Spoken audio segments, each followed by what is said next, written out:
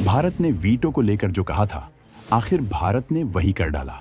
भारत के हाथ लगा वीटो पावर का भी बाप। रूस में हुई सीक्रेट मीटिंग का धमाका।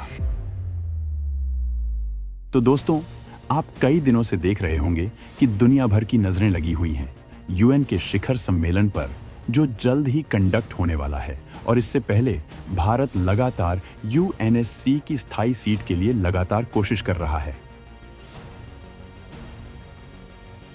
हाल ही में भारत ने जब रूस की 2 बार यात्रा की थी, एक बार पीएम मोदी ने और एक बार एनएसए अजीत डोवाल ने। ये मीटिंग एक नहीं 3 कारणों से कंडक्ट की गई थी, जिसमें बेहद ही सीक्रेट तरीके से रूस, चीन और भारत तीनों एक ही जगह पर थे। पहला रीजन था रूस यूक्रेन युद्ध को रोकना और दोनों के बीच नेगोशिएशन स्थापित करना। दूसरा कारण था एलएसी पर चीनी सेना की पोजीशन को वापस करवाना। और तीसरा कारण जो सबसे अहम था, वो था यूएनएससी में भारत के वीटो पर बात करना। ये मीटिंग इसी महीने हुई थी और इस मीटिंग में जो हुआ उसने पूरी दुनिया को हिलाकर रख दिया है, क्योंकि इस मीटिंग के बाद भारत के हाथ आने वाला है यूएनएससी या फिर वीटो पावर का भी बाप, और उसका नाम है आरआईसी, जिसने पूरे यूएन की खाट खड़ी कर दी है। एक तरह से यूएन की दादागिरी को रोकने और वो देश जो भारत को रोकने का प्रयास कर रहे हैं, उन्हें सबक सिखाने के लिए इस आरआईसी को एक्टिव कर दिया गया है। तो दोस्तों, सवाल है कि आखिर आरआईसी क्या है और वीटो को लेकर रिसेंटली कौन सी ऐसी घटनाएं घटित हुई हैं जिससे आरआईसी को एक्टिव करना पड़ा। इस वीडियो में सारी जानकारी हम आपको बताने वाले हैं, लेकिन आगे बढ़ने से पहले इस वीडियो को एक लाइक करके चैनल को सब्सक्राइब जरूर कर लीजिए। भारत के हाथ लगा वीटो पावर का भी बाप एक्टिव हुआ आरआईसी, अमेरिका भी बौखलाया। दोस्तों, दरअसल इस समय वीटो पावर को लेकर खूब चर्चा हो रही है और दुनिया भर के कुछ देश कह रहे हैं कि भारत को वीटो पावर मिलनी चाहिए, तो कई देश कह रहे हैं कि भारत को वीटो पावर बिल्कुल भी नहीं मिलनी चाहिए। तो आखिरकार वीटो पावर ऐसी कौन सी चीज है जिसे पाने के लिए भारत पिछले कई साल से कोशिश कर रहा है और अमेरिका जैसे पश्चिमी देश हरगिज नहीं चाहते कि भारत को वीटो पावर मिले। असल में वीटो पावर का मतलब है कि कोई देश किसी प्रस्ताव को रोक सकता है, भले ही बाकी सभी देश उस प्रस्ताव को रोकने से मना करें। और अभी तक केवल अमेरिका, रूस, चीन, फ्रांस और ब्रिटेन जैसे 5 देशों के पास ही वीटो पावर है।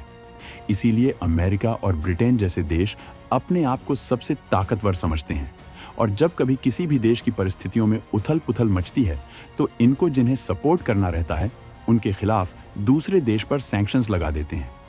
अब भारत की अर्थव्यवस्था तेजी से बढ़ रही है और देश दुनिया में हमारा भारत एक मजबूत शक्ति के रूप में उभर रहा है।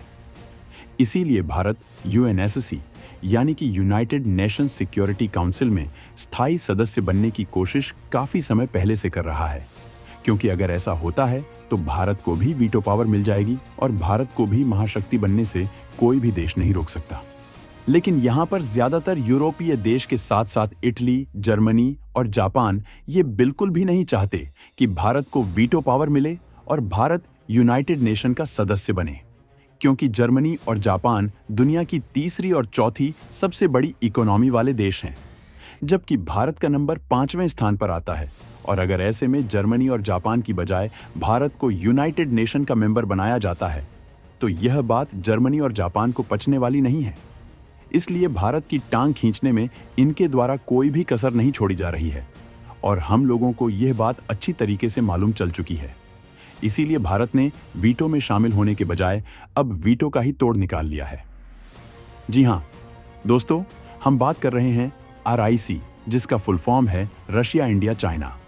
एक तरफ जहां सभी की नजरें भारत को यूनाइटेड नेशन में शामिल होने और वीटो पावर मिलने पर टिकी हुई थी, वहीं दूसरी तरफ रूस, भारत और चीन तीनों देशों ने मिलकर आरआईसी को एक्टिव कर दिया है, जिससे अभी तक जो यूनाइटेड नेशन की बादशाहत थी, वह बादशाहत खत्म होने जा रही है और इसमें अब भारत और रूस की बादशाहत आने जा रही है।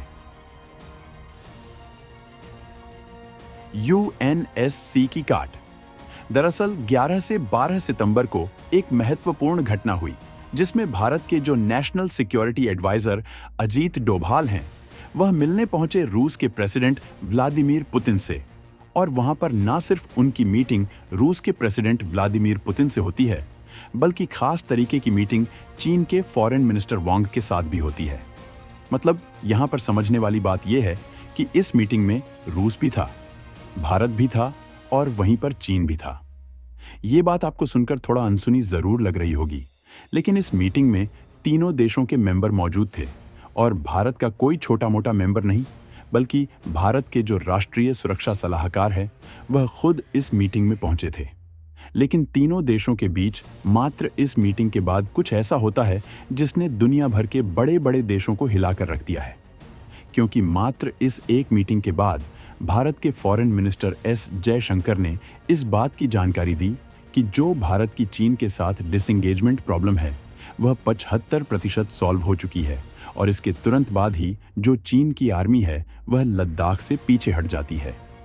यानी कि भारत और चीन के बीच में जैसे ही रूस ने एंट्री मारी, वैसे ही भारत की एक एक इंच हड़पने की कोशिश में जो चीन जुटा हुआ था, उसी चीन की आर्मी पीछे हट जाती है। लेकिन ये सब हुआ इसीलिए क्योंकि दुनिया के जो पावर सेंटर्स हैं वह वाकई में बदल रहे हैं। एक समय था जब ये बोला जाता था कि अमेरिका के कंट्रोल में यूनाइटेड नेशन है और अमेरिका की ही ऑनरशिप वर्ल्ड बैंक पर है। यहाँ तक इनका कंट्रोल IMF यानी कि इंटरनेशनल मॉनेटरी फंड पर भी है। मतलब आने वाले समय में अमेरिका ही एक ऐसा देश होगा जो कि अपनी मुट्ठी में सभी देशों को लेकर आगे बढ़ेगा। लेकिन रूस यूक्रेन युद्ध के बाद से अब वहां कई मेन पावर सेंटर बदलते हुए देखे जा रहे हैं और जो पावर है वह भारत के हाथों में आता हुआ देखा जा रहा है। और जो कंट्रोल वेस्टर्न कंट्रीज के पास है वह कंट्रोल अब एशिया में शिफ्ट होना शुरू हो चुका है। एक और मीटिंग हुई थी नवंबर 2021, जहां पर एक तगड़ी मीटिंग के लिए 3 देशों के फॉरेन मिनिस्टर बैठे थे, जिसमें रूस भी था, चीन भी था और भारत भी था। और तीनों देशों के कॉम्बिनेशन देखने में भले ही आपको अजीब लग रहा है, लेकिन यह तीनों देश मिलकर एक ऐसा ट्रीलैटरल ग्रुप बनाते हैं जिन्हें RIC के नाम से जाना जाता है।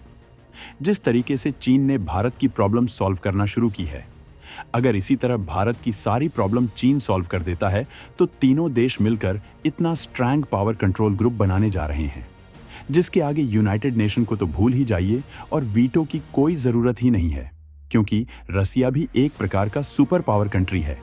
लेकिन वेस्टर्न कंट्रीज ने जिस तरीके से इस पर सैंक्शंस लगाया और यूक्रेन से युद्ध के दौरान रसिया के खिलाफ यूक्रेन का साथ दिया, लगभग पूरी तरह से अपाहिज हो चुका है। इसलिए रूस को खड़े होने के लिए बैसाखी की जरूरत है और रूस की बैसाखी के रूप में भारत काम कर रहा है। और भारत जैसे ही रूस की बैसाखी बना, वैसे ही भारत, रूस और चीन तीनों देश एक साथ मिल चुके हैं।